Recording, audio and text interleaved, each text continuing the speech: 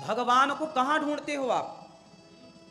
भगवान को हर व्यक्ति में देखना स्टार्ट करिए। इसलिए किसी का दिल मत दुखाइए, क्योंकि ये समझिए कि हर व्यक्ति में ईश्वर समाये हैं। इसलिए दास अनिरुद्ध गौरी गोपाल आश्रम में वृद्ध माएँ आ जाती हैं तो हमारे पास उनको रखने की जगह नहीं होती, तो हम किराए का आश्रम लेकर उन माओं को रखते हैं। किराए के आश्रम में भी सालों तक गौरी गोपाल चला, जब आश्रम की व्यवस्था नहीं थी। फिर आश्रम बना तो सारे कमरे बनवाए, पूरा आश्रम बना माताओं के लिए। कमरों में ये माताओं को आप देख सकते हैं टीवी पर, ये मैया हैं, इनके अपनों ने घर से निकाल दिया। ये दिल्ली की माता है, वृंदावन से दिल्ली 3 घंटे का रास्ता है। इनका बेटा आता ही नहीं है, अब इनकी आखिरी सांसें ही चल रही है, बहुत वृद्ध हो गई हैं। और ये साल 2 साल, अधिक से अधिक 3 साल और क्या।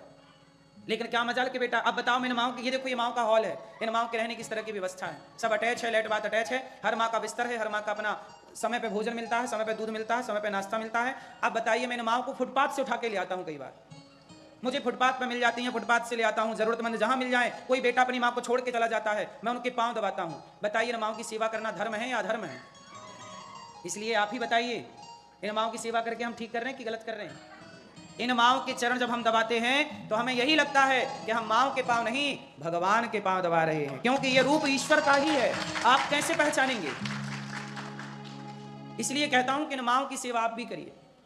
मैं आप लोगों से भिक्षा मांग मांग करके ना ऐसी 309 माओ की सेवा करता हूं। आपके बीच में आया हूं तो केवल इसलिए कि इन माओ के लिए 2 रोटी कमा के ले जाऊंगा और माओ की सेवा करूंगा, क्योंकि इन माओ के लिए रोटी तो चाहिए।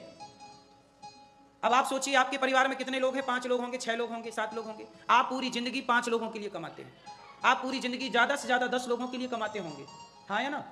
लेकिन ये दास अनिरुद्ध, हमें कमाना पड़ता है इन माओं के लिए। 300 वृद्ध माएँ हैं, 309 इन माओं के पांव। अब सोचिए, मैं इन माओं के पांव दबाता हूं, इनके आंसू पहुंचता हूं, उनको इनके लिए दिन रात काम करता हूं। इस काम को लोग नहीं देखते और लोग कहते हैं अनिरुद्धाचार्य को फांसी दे दो, क्योंकि वो नारियों का अपमान करता है। कपड़े पहनने का बोल दिए तो अपमान हो गया। लोगों को ये आंखें नहीं थी जब ये सेवा चल रही थी गौरी गोपाल में। कोई ये कहने तो नहीं आया कि लो भैया हमारी तरफ से भी आज माँ को भोजन करा देना। साथ देने नहीं आए, गाली देने आ गए, धरना प्रदर्शन देने आ गए, पुतला जला दिया मेरा। साथ देने कौन? पूछो इन पुतला जलाने वालों से कि गौरी गोपाल में कभी रोटी लेके आए कि आज हमारी तरफ की रोटी माताओं को खिला देना। रोटी देने वाले नहीं है साहब, गाली देने वाले ढेर हैं। और इतनी गालियां खाने के बाद भी मैं आप लोगों से रोटी की उम्मीद करता हूं कि आप अपने माँ को रोटी देंगे। आज के युग में सबसे कठिन काम यही है। बुरा करेगा कोई, उसे कोई कुछ ना बोलेगा। मैं कैसे कैसे रोटी कमाता हूं, कैसे कैसे काम करता हूं, आप बताइए। इन 300 माताओं के अतिरिक्त 150 बच्चे हैं गौरी गोपाल में। इन माओं को उठा के मैं जितना बन पड़ता है अच्छी से अच्छी सेवा करता हूं। 150 बच्चे हैं गौरी गोपाल में, उनको पढ़ाना, उनको लिखाना। ये देखो, ये 150 बच्चे हैं, इनका बच्चों का हाल चाल जानने के लिए कपड़े लाना है। आप सोचिए, आप अपने एक बच्चे के लिए कपड़े खरीदते हैं, हम 150 बच्चों के लिए कपड़े खरीदते हैं। आप एक बच्चे के लिए कॉपी किताब खरीदते हैं, हम 150 बच्चों के लिए कॉपी किताब खरीदते हैं। और 150 बच्चों को पढ़ा रहे हैं। वो किसके घर में चोरी करने जा रहे हैं बताइए?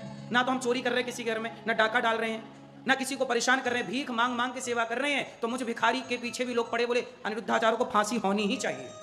हम तो कहते हैं खुशी खुशी चढ़ाओ, हम फांसी पर जरूर चढ़ेंगे।